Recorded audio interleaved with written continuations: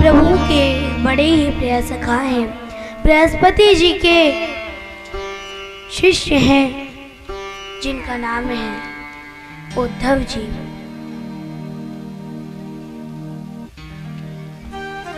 प्रभु आए दिन ब्रजवासियों की, ग्वाल बालों की बहुत ही याद करते हैं। कहते हैं कि उद्धव जी, वो ग्वाल बाल, वो गोपियां, वो माखन, वो मैया यशोदा मुझे भूलती नहीं। तज गोकुल को तन आया जा, मन मोहन गायों को छोड़ सका, सका संग विहार कदम तने रचने पावन तने तोड़ सका। बहुमति के व्यंजन पाकर भी, बहुमति के व्यंजन पाकर भी, नवनीत से जीत न मोड़ सका। बहुमति के व्यंजन पाकर भी, नवनीत से जीत न मोड़ सका। ब्रजबाल दुलारी श्री राधिका से, ब्रजबाल दुलारी श्री राधिका से, कभी प्रीति की रीत न जोड़ सका। तज गोकुल को तन आया यहाँ, मन मोहन गायों को छोड़ सका। उद्धव, तुम वृंदावन जाइए, वहां पर प्यारी राधा रानी ग्वाल बाल मैया यशोदा को समझा के आना। कहा घनश्याम ने उद्धव से वृंदावन जरा जाना, वहाँ की गोपियों को कुछ ज्ञान का तत्व समझाना। विरह की वेदना में वो सदा बेचैन रहती है, बिलख कर आह बन बन कर वो रो रो के कहती है, प्रेम जगत का सार और कोई सार नहीं। उसके बाद उद्धव जी बोले, प्रभु ये प्रेम सब झूठा है। आप कहाँ ब्रह्म होकर भी उन ग्वाल वालों के पीछे पड़े हैं।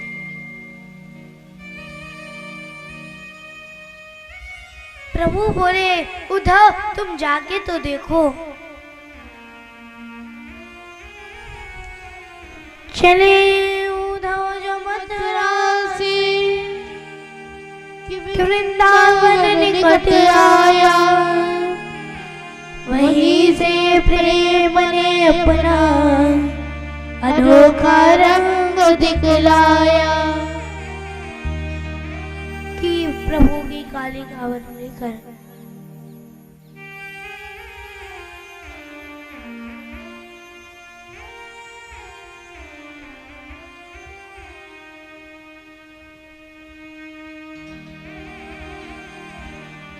ब्रज में जाते हैं, और जैसे ही ब्रज के निकट पहुंचते हैं तो प्रेम ने अपना असर दिखाना शुरू कर दिया। तो दो ग्वाल बाल दिखे, उन्होंने पूछा, नंद रानी यशोदा का महल कौन सा है? ग्वाल बाल बोले, उद्धव जब से कन्हैया इधर से ब्रज को छोड़कर गया है ना, तब से कोई नंद महल का रास्ता नहीं पूछता। उद्धव ये जो बहती गंगा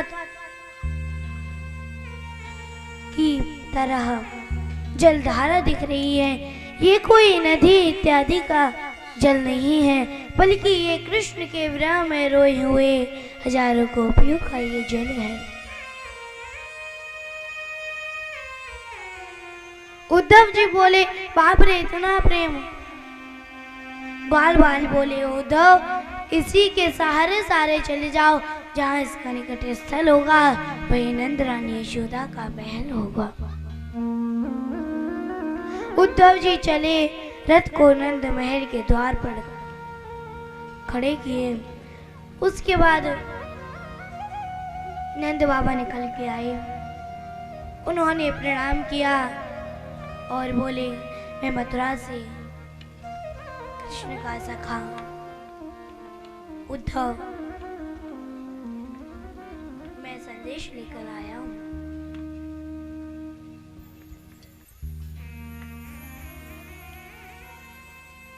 नंद बाबा इतने प्रेम से मिले जैसे स्वयं कन्हैया ही आया हो।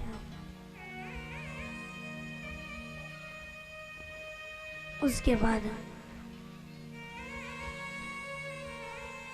नंद बाबा अंदर लेके आए और बोले, उद्धव कन्हैया कभी हमें याद करता है कि नहीं? बोले, हाँ बहुत करते हैं, जब भी तो मुझे संदेश लेकर भेजे हैं तभी मैया यशोदा बोली। उद्धव इतने दिनों बाद तो उसको मेरी याद आई है, जब भी खुद नहीं आया अपने दूत को भेज दिया।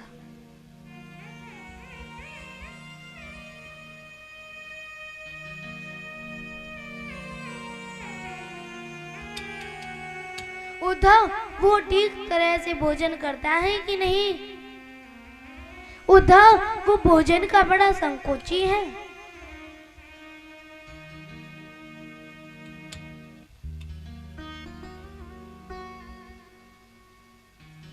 पता नहीं ठीक तरह से भोजन करता होगा कि नहीं।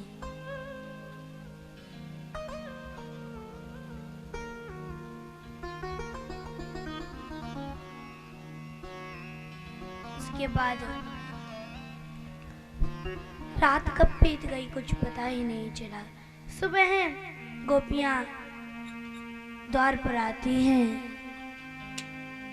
तो झाड़ू लगा रही थी, दीपक हटा रही थी, तो देखती हैं नंद महल के द्वार पर एक सोने का रथ खड़ा है। सारी गोपी एकत्रित होकर बोली, लगता है फिर वो अक्रूर तो नहीं आ गया। एक गोपी बोली, अक्रूर आगता किंबा कंसस्यार्थक साधक, हो सकता है अपने स्वामी कंस का पिंडदान करने आया हो।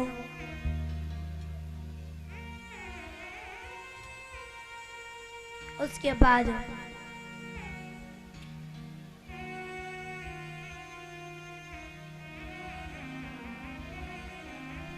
उसी समय है उद्धव जी महाराज यमुना स्नान करने जा रहे थे।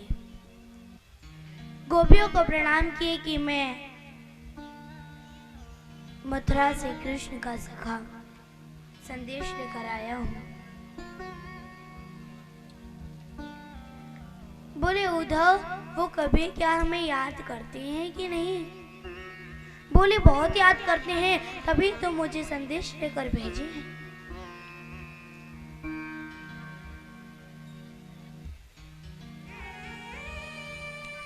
एक गोपी बोली, अब वो भला हमें क्यों याद करेंगे, क्योंकि निश्यम त्यजन्ति गलिका अकल्पम निपते प्रजा अधीत विद्याचार्य मृत्युजो दत्त दक्षिणा। कि जिस प्रकार से धनहीन पुरुष को वैश्या त्याग देती है, शक्तिहीन राजा को प्रजा त्याग देती है, पढ़ने के बाद विद्यार्थी गुरु जी को भूल जाते हैं, दक्षिणा लेने के बाद यजमान को ब्राह्मण भूल जाते हैं, वैसे ही मथुरापुर में तो हमसे सुंदर सुंदर नारियां मिल गई होंगी, अब वो भला हमें क्यों याद करेंगे।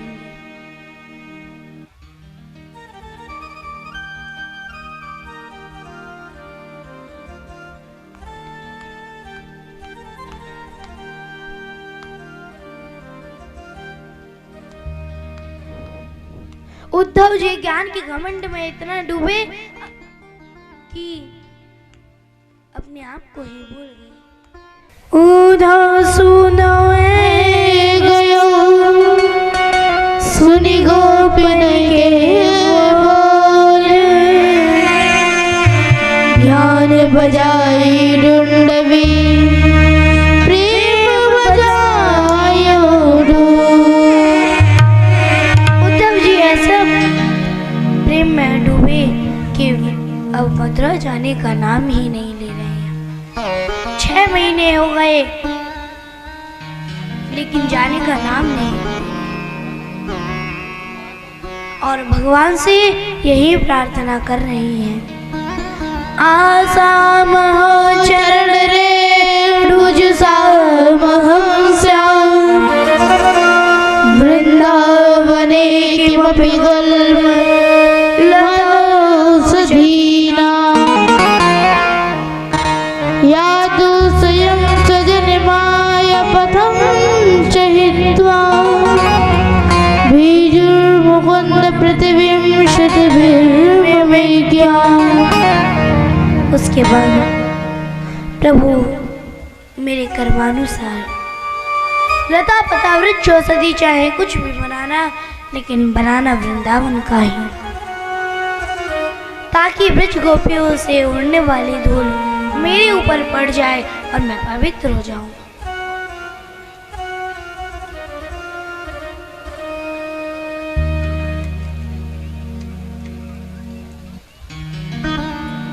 आज 6 महीने बाद भी ना चाहते हुए उद्धव जी महाराज सबसे विदा लेकर मथुरापुरी के लिए चल दिए।